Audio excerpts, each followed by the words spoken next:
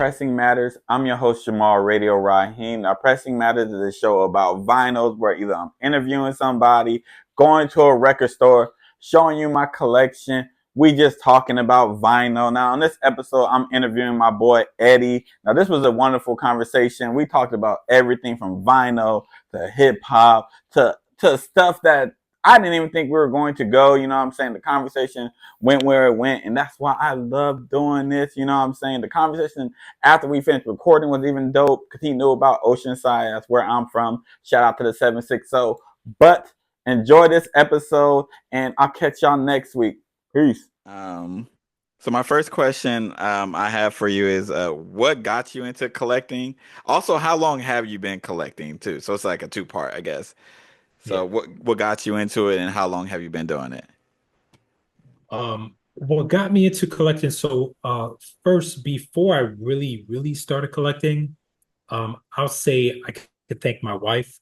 You remember when the Crosleys started popping off, like the Hmm. Crosley suitcase record player? Um, and nowadays it's like a cardinal sin. Like people are like, yo, you got a Crosley, man. Nah, throw that shit away. It's gonna Yeah. ruin your vinyl records. But my wife liked it. Like we didn't know nothing about it, so she just liked it. And she wanted to get one for herself. And we rocked with that for a while, and then it wasn't until the pandemic around then when I started collecting even more. So I'll show you our first this this was our first vinyl It's a great that we one. got. Yeah. That's a great And one. when we got the Crosley, and then we got a couple others, like we did thrift shop stuff. Hmm. But this one was a must-have. And a matter of fact, one thing I learned because I was kind of tight. Here's one thing I was kind of tight about this. I found out later this is the UK pressing of Al Green's greatest hits.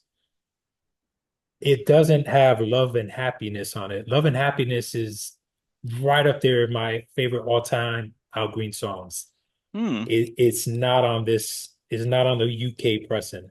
So that I was didn't. kind of tight. I was kind of tight, I'll be That's actually honest. surprising. That's one of his biggest songs.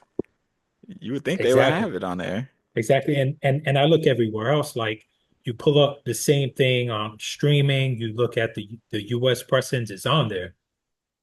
It's not on the UK. I don't know what it was with licensing or whatnot. Hmm. But yeah, during the pandemic, it just became something to kind of take our minds off of things, right? We got the Switch, we started playing Animal Crossing, so it was more chill, right? So the whole theme was like chill, right? So going to record stores, like, and a lot of them at that time they were doing the outdoor bins, Yeah. right? So I would take my son. We were staying at this hotel in Hollywood for a little bit just to kind of get out, see something a little different. And there was a record store like right across the street from where we're staying, the record parlor in Hollywood. Yep. And they had the outdoor bin. So me and my son was doing that. And from there, it just kind of ran with it once the pandemic started. Um, and yeah, you know how it is, man. Hmm. Once you get going, That's a problem.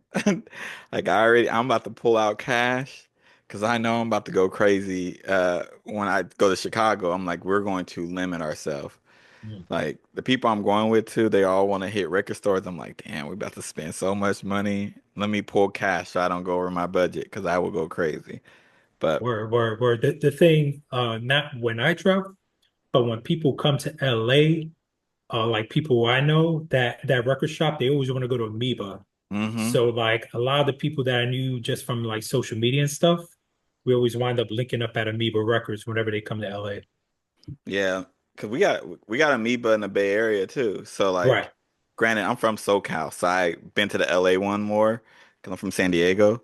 But yeah, Amoeba, like I didn't realize like Amoeba was like as popular as it was. Because growing up in California, I'm like it's just Amoeba. Like but people come from out of town and they're like, "Oh, we got to go to Amoeba. We got to go to Amoeba." I'm like, Okay, it's not that big of a deal to me, but because I think there's other record stores that are like, I like the smaller ones to be honest, Yeah, same. but like Amoeba's like the big one. They got everything, like Exactly. CDs, DVDs, posters, like literally everything. So, so is there any albums or an album? It could be either one that you think everybody should own on vinyl. I got a few. And this one I'll do because this was, you know how they have them vinyl challenges on TikTok. Hmm. When I did that, the first one I did, I chose this right here, Bob James 3.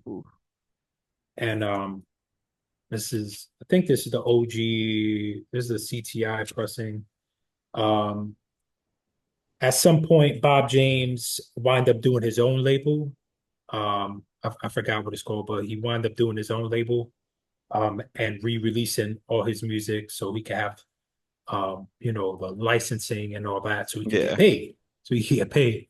Um, that one was the first Bob James record I collected, right? It doesn't have as much as like the samples, like the hip hop samples we know and love from like Bob James 1 and 2, yeah.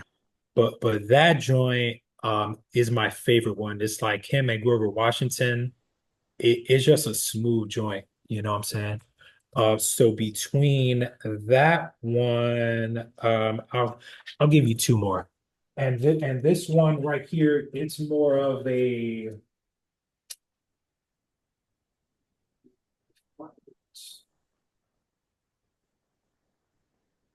I should have found this. So I got Sade Promise I right need that here. one. I need that. And but I would say any Sade album, like, something that everyone needs. You need a Sade album, even if it's just one, because they don't miss. And I say they because they were a band. A lot of people think it's just her, but they don't miss. You know what I'm saying? And here's another one, and I just think that just with the state of things in the world, especially in the U.S. Oh Yo, yeah. put this in your life right Oh here, man. yeah. It'll get you in the right mindset. Public Enemy, it takes a nation in millions. Arguably, I know everyone's illmatic, depending what age group you in. People will say different albums, but this is up there. Arguably the greatest hip hop album, one of them. You know what I'm saying? This it's a great album right here. So I'd say those three. Those are solid. The Sade too. I didn't find out that Sade was a group until the pandemic. So Mm, mind you, I've been listening to Sade my whole life, and I was like, wait, that's a group? Because like I started watching like videos, and I bought a DVD set of like a live performance, and I was like, wait, this is a band? Like it's not just one person. right. I was like, oh, okay. Like It's and if I'm wrong, correct me, but it's Sweetback, right? That's the name of the band. I don't Is know. that her band? I don't know. I just saw that it was like a band, and I would grab the DVD. It's like way over there though. But it's like it was a band, and they were like introduced as a band instead Right. of one person. And I was confused at first, and I didn't want to be like, because I was watching it with somebody, so I didn't want to like act like I didn't know. So I just was sitting there like, yeah, we all know this information. I had no idea, Yeah. no idea. So I'm not one of them people like if I don't know it, I'd just be like, oh, that's a cool fact. But that one I was completely shocked by. Like nobody's ever mentioned it. I listened to her my whole life. No doubt. And it's but you're not wrong, right? She goes by Sade as an artist, even though she got a longer name. Hmm. Right, her government name is longer, but you know what I'm saying? But a lot of people just refer to her, knowing that like the band is a critical component. If Sade, the singer, came out with an album without the band, people's ears will perk up. They're like, "What is this? This is different. This Yeah, ain't the Sade we know." it You would know what I'm definitely saying? sound different. It would definitely sound different. because they be playing. You can hear the instruments being played. You can hear everything on that, especially on vinyl. It comes across easier too. You can hear everything. Like so, 100% agree. She might be one of them artists too that I don't know one person who doesn't like her music. I don't think I've ever met one person who's like, Sade. I saw a tape. I forgot where it was. I was about to go crash out online, but I thought better of it. I'm like, let me chill. But someone went on the internet and actually said that Sade was boring. They said the whole catalog is boring. It's sleep music, like bruh, I can't. uncultured, man. That yeah, I don't even. That sounds ridiculous. That's a crazy thing to say. The thing is too, what I'm learning online is why I stopped responding so much to people is some people just say stuff to get like a reaction, Right. and that would definitely would have got a reaction out of me. So that would have worked on me because I would have responded like immediately. Um, that's crazy though. That's a crazy statement. It threw me off. What what's the question that I'm on? Um, oh, okay. I'm curious on what you're gonna put for this album. What vinyl remind you of your home state? Yeah.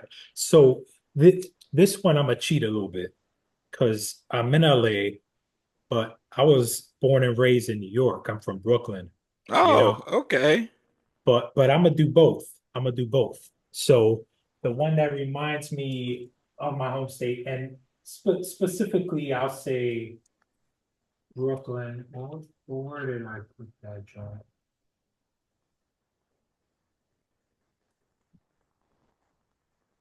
All right, so this right Ooh, is that here, a Jizza? Ooh. the Jizza Liquid Swords. You know what I'm saying? So I'm choosing this because this 95 this is my favorite Wu solo album, and most people when they think Wu-Tang, they think, all right, they Staten Island, but GZA was from Brooklyn. You know what I'm Mhm. saying? He represented Brooklyn. This whole album, all the tales, he's talking about Brooklyn. You know what I'm saying? Like he got the Killer Hills 10304, right? That's Staten Island, I believe, Erico. But aside from that, you know what I'm saying? He's talking about Brooklyn now. When I think of LA, I was could have went two ways with this, but this Mm, joint right here, Good Kid, Mad City. Um, that's a good one. and so I don't have, and I don't even know if is Section 80 actually out on vinyl? Nah, because Like I got a bootleg of you it, got a bootleg. so it's All right, definitely so not. this right here, but first time I heard Kendrick was Section 80. Um, I was living downtown LA at that time, and I remember listening to that and just feeling like, man, this is a different vibe, man. Like this is kind of, and just walking around downtown, listening to that, put me in that mode. But then Good Kid, Mad City just took it up a level, Yeah, a lot. Just stories and you know what I'm saying, like the life of a kid, living in the hood in LA. You know what I'm saying, going through all that he went through. Um, so just a genius album, man. One of his masterpieces, one of the new era masterpieces. I'll say, I can't remember what year it dropped, but I think 2010s, right? yeah. It I, was I I think would 2012. I think it came out 2012. 2012. So I put that album up against any other album that came out in the 2010s. That So it stacks up. 2010 through 2019, that's up there. I would say.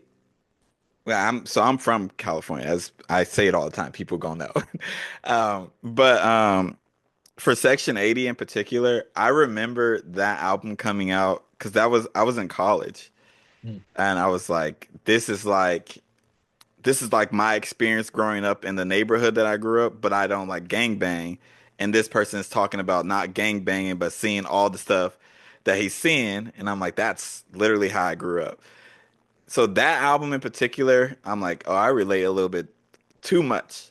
It's probably my favorite project by his because I'm like, I understand exactly what you are saying and what you are seeing. I just didn't have the words to put it. Like you just put it so well. And that's Word, when word. also when I knew I was like, this guy's he's a little different. Like he's going to go down as somebody that we're going to talk about for years. Like so I never thought Yeah, he would be yeah. where he's at now though. I'm not gonna lie. I was like, he's not going to make it. Like, I thought he would be like a Jizza, I guess. Like, everybody recognizes how great you are as an MC. They recognize how great your album is, but it's never going to be commercially like that successful. It shocked the hell out of me when I seen people playing it. So, And I think with Kendrick, one of the things is to have Section 80 being a mixtape. I view it as an album, me too. but you know, it's technically viewed as a mixtape, whatever, right? In any case, it wasn't his major label album, Yeah. right? So for him to go to a major and that album is even better than that because a lot of artists were like letting us down, right? So you think of like let's say a Joey Badass, right? Mm-hmm. I'm using younger artists, like for me, right?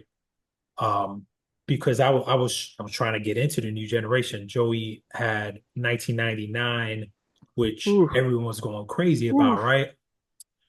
And even though I'm a big fan of Before the Money, like his Oh, the the technical debut, debut. but a lot of people just were like, it ain't it Yeah. ain't meeting the expectation that he set on 1999. You know what I'm saying? But with 1999, that was a proper mixtape because a lot of those beats they were like other people's beats, right? Mm-hmm. Survival Tactics, I think that was like Styles of Beyond or something. It was another group. I want to say it was a West Coast group that originally had that beat. That had Uh, survival tactics. yeah, Really? yeah, look it up. I want to say it was like Styles of Beyond. Um, if I'm wrong, y'all, like don't kill me. I'm just freewheeling right now, man. But yeah, so it was a proper mixtape. Some original beats, some rhyming over other people's beats. So obviously, you can't do that on your major studio debut, but but with Kendrick, he definitely met the expectation for sure. Yeah, I remember. Um, being very like I like the album, the Joey Badass album, but it's probably my fault too. When I heard 1999, I said, "Oh, he's gonna be like a Nas, like he's in Right. that realm." So I was let down, but I think my expectations were a little bit too high because he was like 17, 16, like when that Yeah. album came out or the mixtape came out. It's like, it's probably my fault for putting him on that like level. And that's probably why I was a little bit disappointed. Cause like when going back and listening to the album, I'm like, it's not a bad album. Like it's not bad. It's just it's not 1999. Like Right. And I think he was working with different producers. He was trying to expand his sound. Remember like I think a lot of people like 1999, but a lot of the old heads, I consider myself an old head. I'm 45, right? Um, although I didn't feel this way as I'm about to say, a lot of old heads, they look at 1999, we're just like, okay, he's just trying to be boom bap. He's just trying to um take like the old school hip hop that we grew up with, 90s hip hop, 90s hip mhm. hop. Like, what is his sound? Right? Everyone's like, well, what is his sound? I think the album that where I think he kind of developed his own sound was probably All American Badass. Mm. That one didn't sound like the 90s. He kind of stepped out of the box. He was talking about stuff. He was more political raps and stuff like that. Um, but then the The, criticism for that one was, oh well, lyrically it's a step down because he wasn't like rapidy rap like he was on 1999 or Before the Money. But I did feel yeah. like he developed his own sound. I will say this. I say this all of that's my favorite project by him. Even counting 1999. I think 1999 is his best. But my Right. favorite is that one because that's when I'm like, okay, this sounds like who you are. Like Mm. it was his debut, it was like I'm hungry, but I'm like, this is who you are. He even had the records that like are clearly trying to get on the radio, but I'm like, that's okay. That's who you are as an MC. You don't have to be like who everybody says you don't have to be Nas. You don't Right. have to be Jay-Z. You could be Joey Badass. Like that's who you are, and it's okay. Like you talking about political stuff, like what's actually going on in the world. Like that's your lane. So, Word. Word. uh, And go yeah. ahead. No, no, no. I was gonna say, I like how he was doing like his Caribbean vibes on there too. Like Mm-hmm. he throws in, I think the dude name is Chronix. I think he Yep. works with him a lot. Like his collabs with that dude is dope. Always dope to me. What's the name of that song? Ah, Is it Babylon? Babylon? Babylon. I I, think it's Babylon. listen, That I used to listen to that album like crazy. You would have thought I was from New York. I played that album crazy. So, damn, I don't even know. Um, like even so, going back to Section 80 before I ask the other questions about vinyl, because honestly, I like where the conversation is going. Um, like Section 80 is an album that like I'm trying to. I mean, by the time, well, I don't even care. I'm working on like this podcasting where I'm doing every song on Section 80 and I'm like breaking it down. word. And going through that and breaking down some of them songs on there, it's a little it's a little crazy because the stuff that's going on right now, and it's like, oh, this is kind of ahead of his time because the stuff he's preaching is literally happening right now. Granted, it was talking about Ronald Reagan, Right. but I see a lot of parallels in Donald Trump and Ronald Reagan. Oh, for sure. For sure. So that's I like that's what I like about artists, and that's like the big thing. Like when artists can do that, like that's you got me. You're probably gonna have me forever. Like you will always have a fan in me. Even if you put out mid stuff, I'm always word. gonna be like, but you put out that, can always go back to that. So, No doubt. Agreed. um, all right, so I guess what album would you say is like the soundtrack of your life and like why? What like Hmm. I'm curious where you're going with this one. Yeah, so what would I choose to be? See, it would have been different. I think where I'm at with my life, I'll show you the album I'm gonna choose. Where I'm at with my life, it really speaks to me, especially um, different songs that are on here.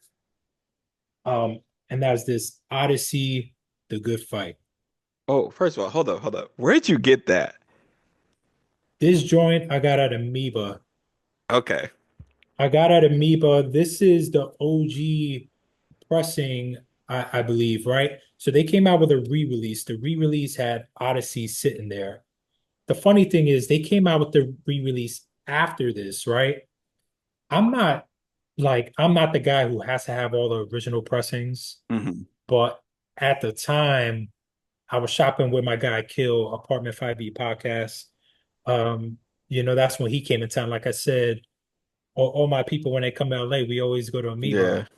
Um, So I picked up this joint and pressing is like if you think last night like I don't know how good it's gonna show in the light, but Ooh, that that's splatter pretty. pressing, yeah. That's a pretty pressing.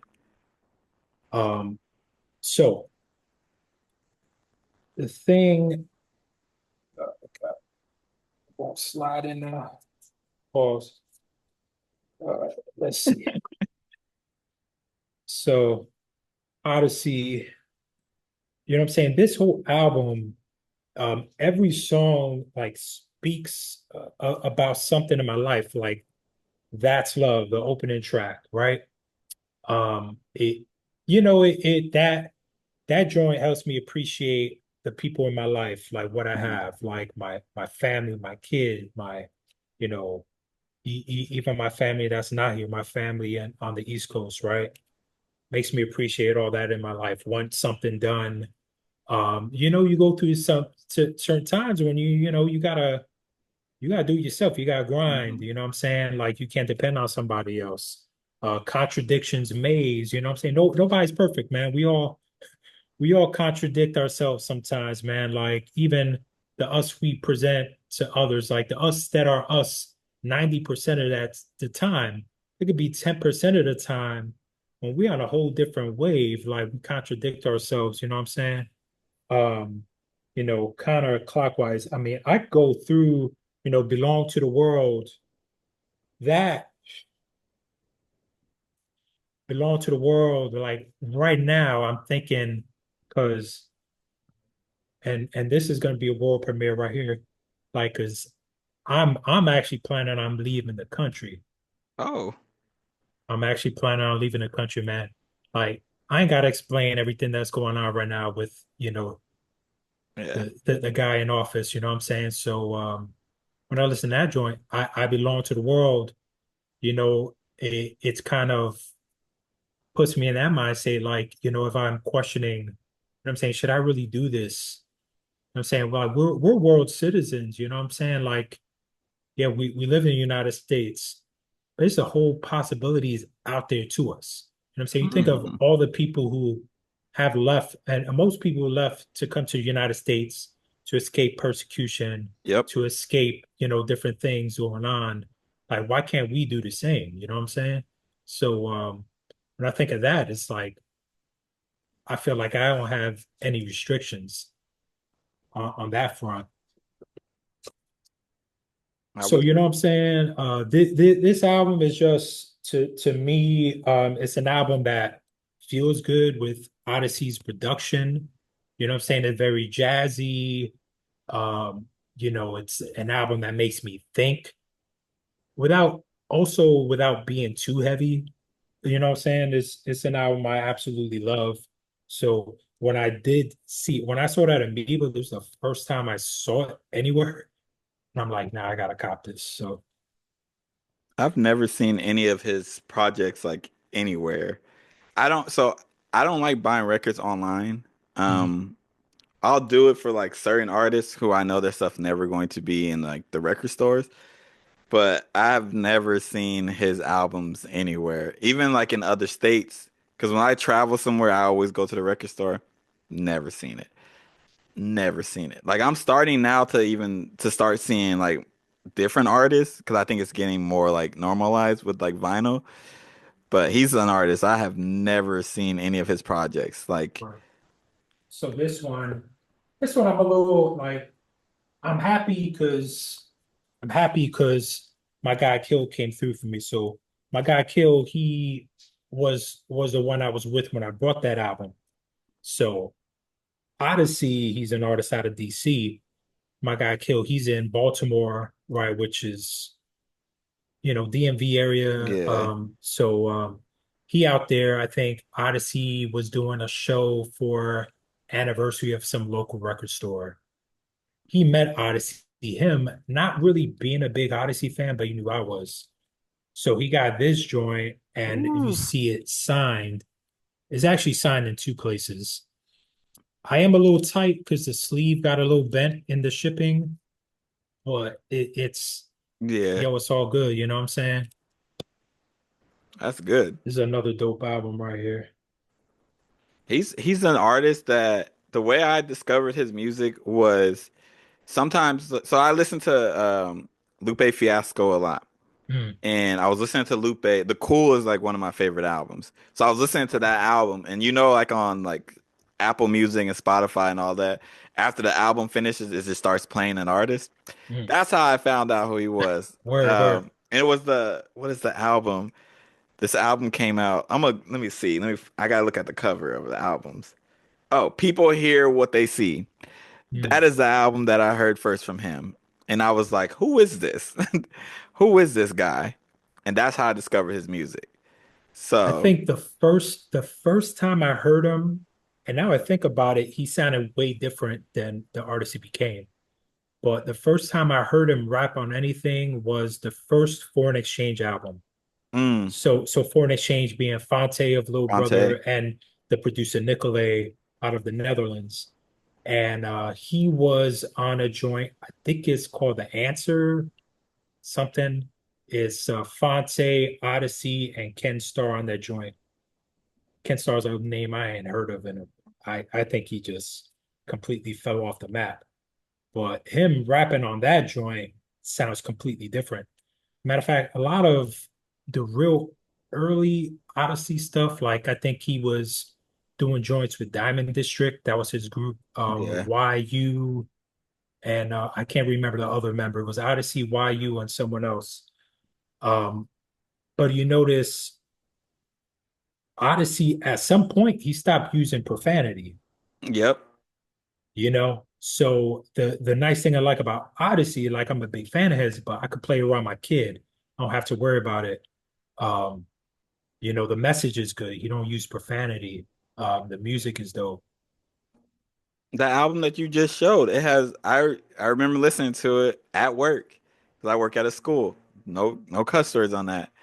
Like I vividly remember listening to that album. So I didn't even realize that he stopped, to be honest. That and this is how I know you. This is how you can tell somebody's a good artist. I don't even notice that you're not cussing anymore. You're a great artist. Word. Like small things like that. And then the But last thing, before we put a pin on this, right? But he's one of my favorite artists. So last thing I'm gonna say is this is one of my favorite albums from him, and it's an instrumental project, Rock Creek Park. well, I don't think I heard that one. The vinyl version of it actually has a couple joints, like the bonus tracks. Excuse me, the bonus tracks both have rapping on it, and the intro track, but everything else is like instrumentals. Mm. Um, and this was, I can't remember. I might have been listening to like some Pete Rock beats or something like that on Spotify or something like that. And it probably came up and started playing some Odyssey instrumentals. Like, whoa, whoa. I But didn't know he even had an instrumental project. I didn't he know has that. a he has a couple. He has a couple. I'm gonna That check that them. one's my favorite though. I'm gonna check them out. Sure, I need something to listen to on this flight. So that you just, I'm glad because I'm on that flight for 5 hours. I need something. Um, all right. So the last question I always give people, this is a hard question. I struggle Word, to answer it. If you're on a desert island and you get only 5 albums that you can take with you, what are the 5 albums and why? word. So where am I moving? Three of them are right behind me, right? And I did that on purpose. So I got actually four of them are right behind me. I'm going A Tribe Called Quest, Midnight Marauders. This is my all-time favorite hip hop album. Just can't go wrong. Cannot go wrong with that. Just an all-time classic. Yeah. And feel good album, quotables for days, you know what I'm saying? Then this one behind it, Biz Markie going off. This is an album I found that I was like, bro, I gotta get this as soon as I saw it. This a lot of people know him for Just a Friend, Hmm. you know, but this is his classic. This is Biz Marquis' classic. Got Picking Boogers on there, got the Vapors, no make the music with your mouth biz, got the biz dance, nobody beats the biz. You know what I'm saying? Like this joint is crazy. Got Marley Marl production. Marley Marl didn't produce all of it, but he produced a good amount here uh, of the classic joints on here. So this is just a fun album, man. This Okay. is just a fun album, party album, you know what I'm saying? Then I'm gonna go with Stevie, Songs in the Key of Life. Yeah, man, this right here. because you're getting gosh, how many damn I'm trying to remember how many actually records is just double LP, I believe, but it also came with this version. I don't know if they all do. This one came with a 45 Yeah, the with one I got came with the 45 too. yeah, it has two bonus joints on here. Uh well, no, four songs on there. Saturn, Ebony Eyes, All Day Sucker, and Easygoing Evening.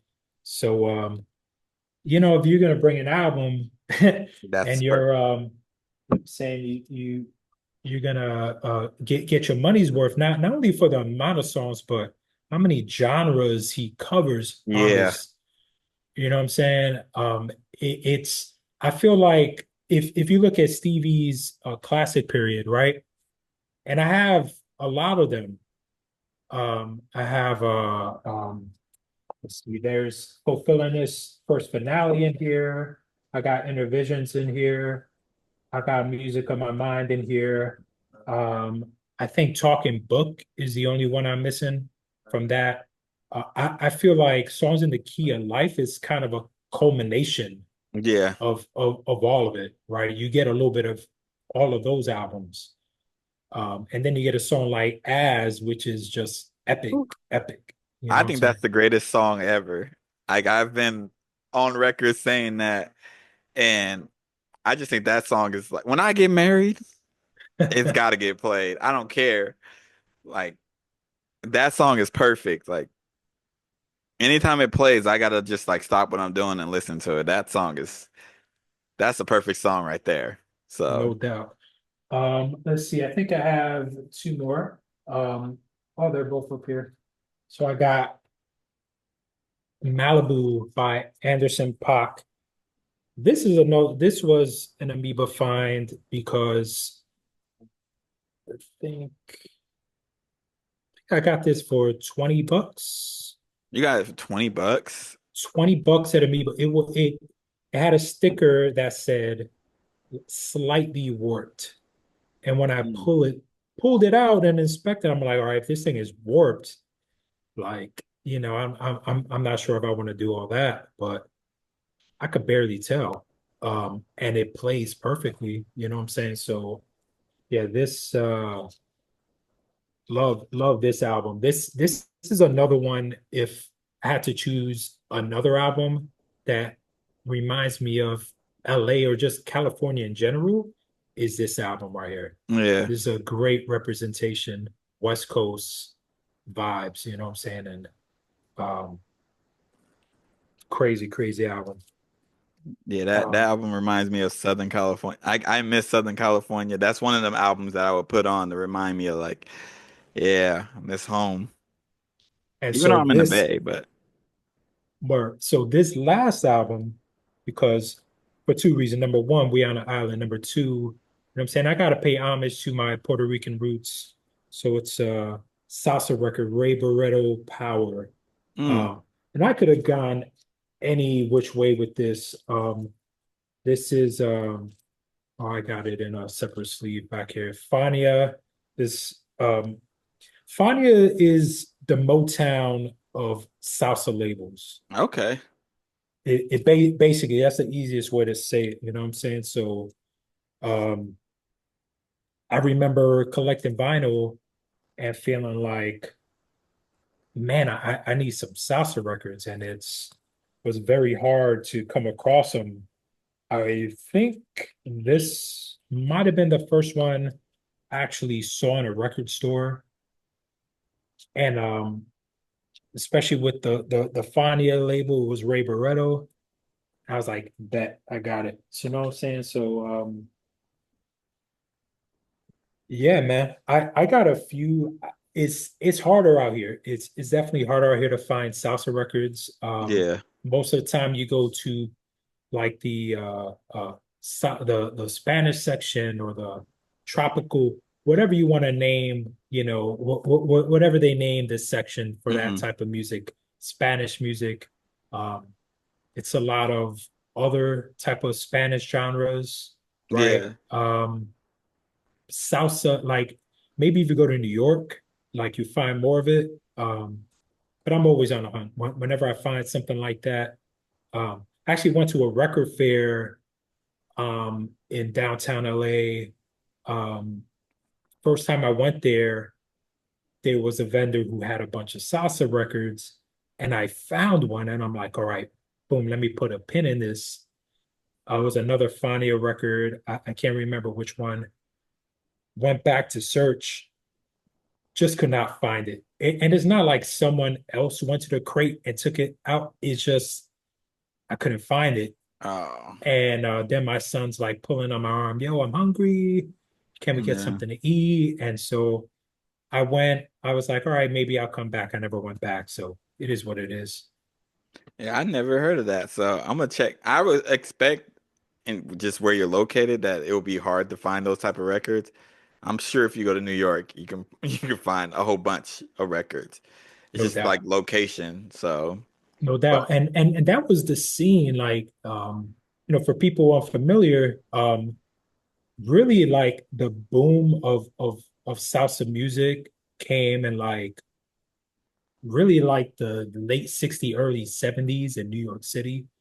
So it was blowing up around the time that early hip hop was blowing up, right? mm, But early on, a lot of these artists, they were just considered like Latin jazz. So mm. it evolved from like Latin jazz. Um, you know, they took a little bit of like Brazilian samba. They took a little bit of this and that, but eventually it became what it is. And that salsa boom of New York City, you know what I'm saying? The sound with the heavy horn sections, the timbales, the congas, all that, Um, and that's the salsa music I love. Mm. Yeah, because I don't really like, I don't know anything about salsa music except the stuff that's like sampled. Word, Like I'm like, oh, that's I obviously word, know that's not from us. So, but that's dope. word, word.